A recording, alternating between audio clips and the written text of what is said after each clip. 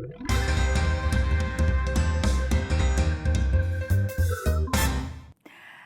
hello, hello, folks! It is National Clean Your Virtual Desktop Day, and I have to say, I feel seen. And thank goodness for that, because I literally cannot be seen. Yeah, that's right.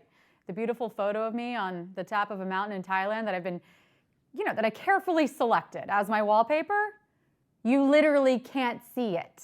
Because my virtual desktop is covered with PDFs and photos and videos that I haven't bothered to organize into folders and back up to a hard drive or drag it into the trash in months. So yeah, go ahead and drag me.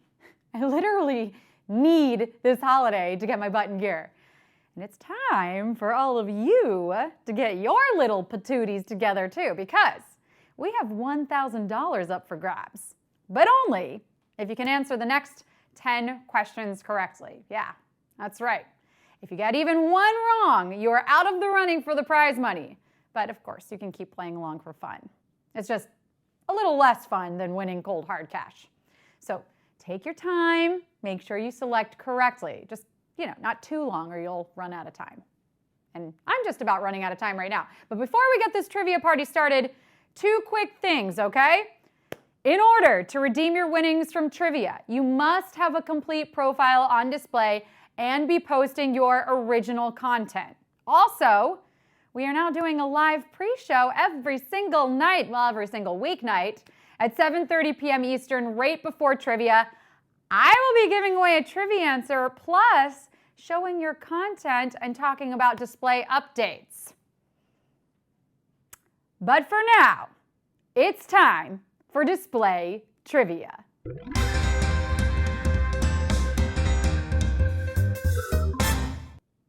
Here we go. Q1. The number that comes directly after 1 is 2, 3, 4. The number that comes directly after 1 is 2, 3, 4. While we're on the subject, let's change the narrative about 1, shall we? I mean, it gets a bad rap as the loneliest number, but there's nothing lonely about being number 1. Also, doesn't mean you're lonely because you're alone. I'm sure we got a lot of you in the game tonight playing all by yourselves, but you're not alone. You got all of us playing right along with you. Also, if you win, that is more spending money just for you. Yeah. Number 1's starting to sound pretty darn good. Next in line after 1, though, 2. And I'm just too happy that we're already kicking butt and moving into question 2. Of the following, which food are you most likely to eat off a cob? Crab, cottage cheese, corn. Of the following, which food are you most likely to eat off of a cob? Crab, cottage cheese, corn. So what exactly is a cob?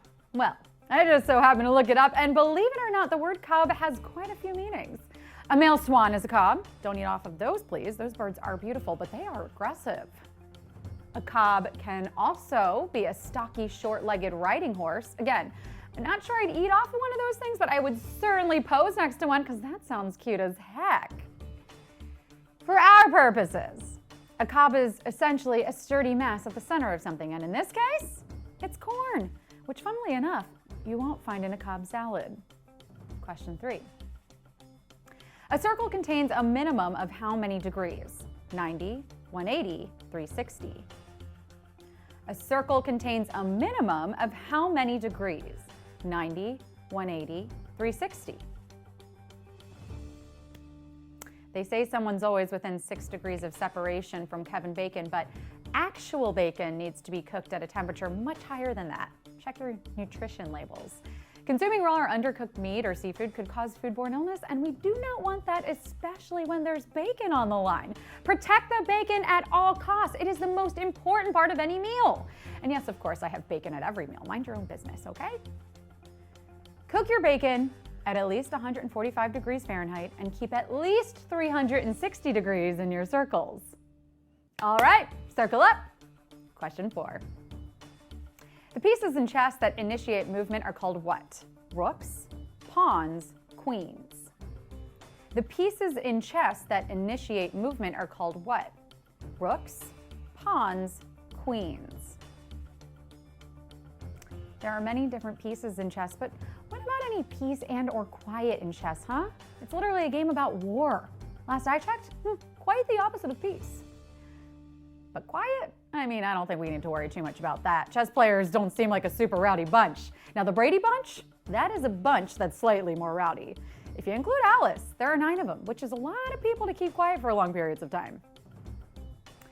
But along with golfers, chess players seem to require the most quiet of any competitive event. How do you think they'd feel if I showed up to a match?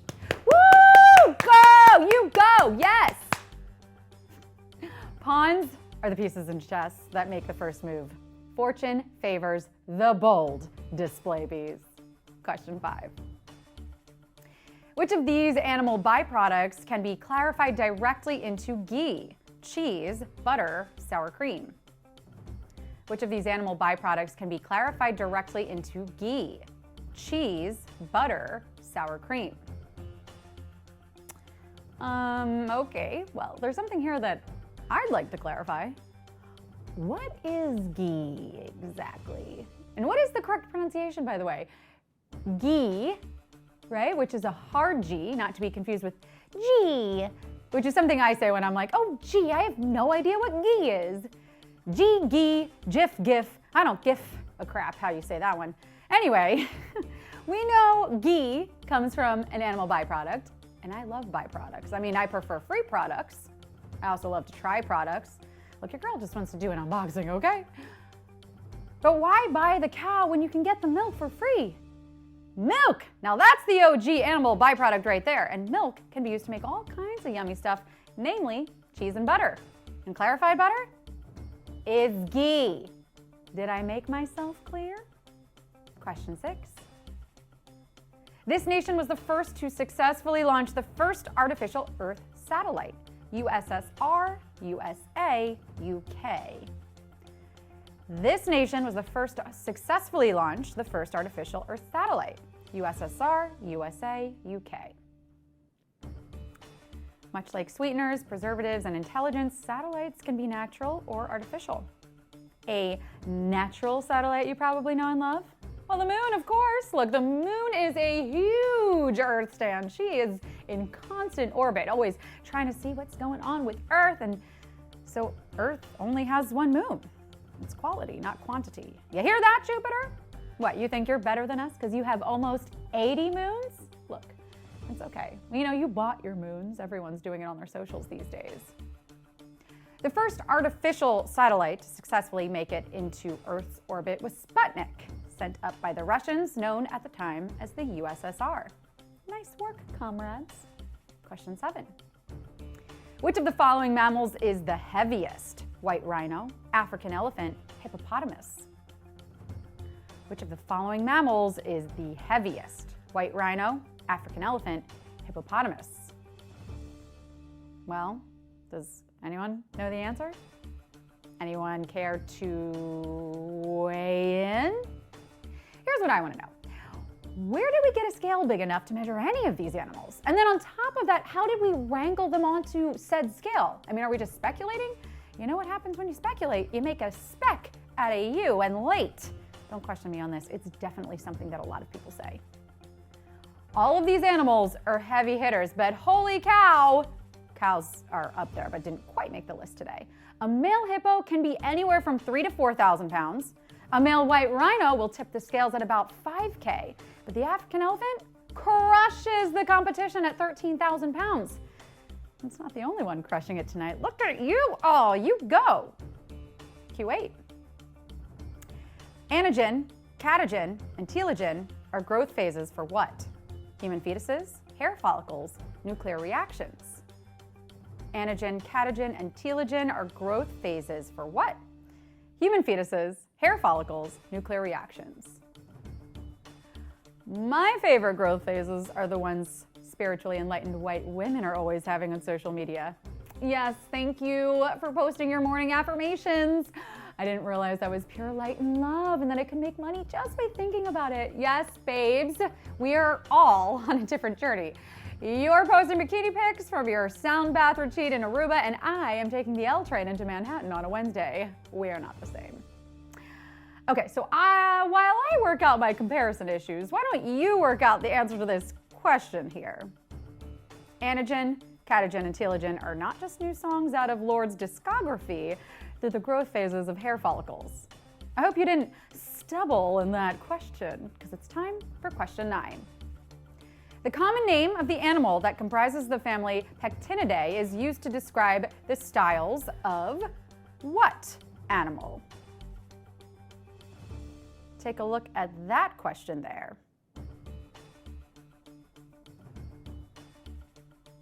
Pectinidae.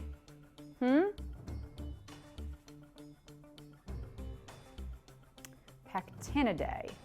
The common name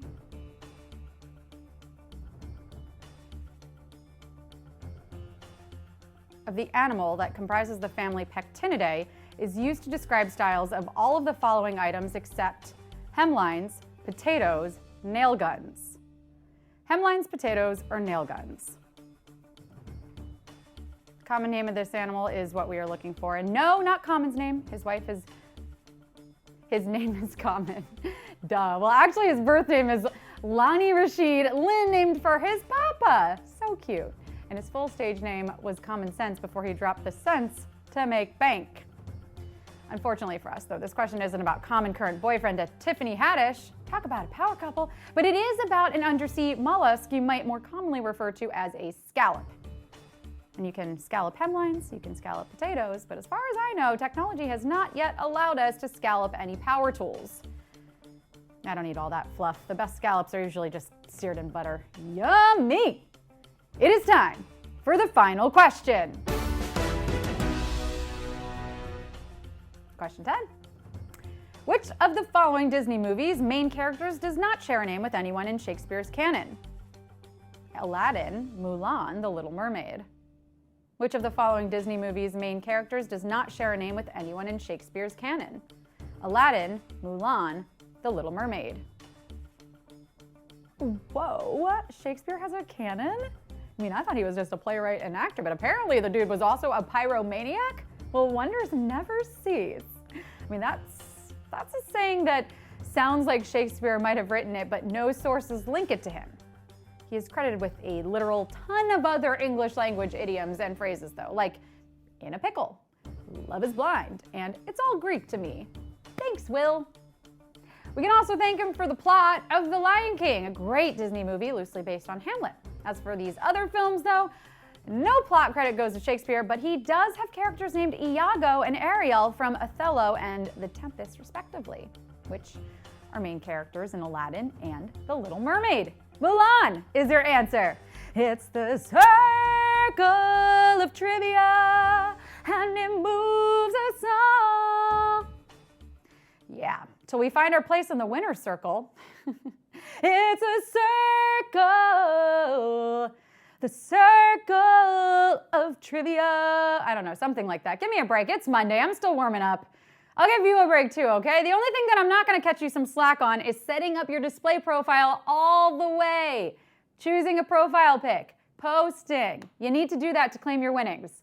Also, if you didn't hear, we are now doing a live pre-show at 7:30 p.m. Eastern every single weeknight before trivia. We will be giving away trivia answers, talking about display tips and updates, and introducing you to cool content and creators. So I hope to see you there tomorrow. Same location in the app. Click on that TV icon at 7:30 p.m. Eastern. Love you. Mean it. Bye.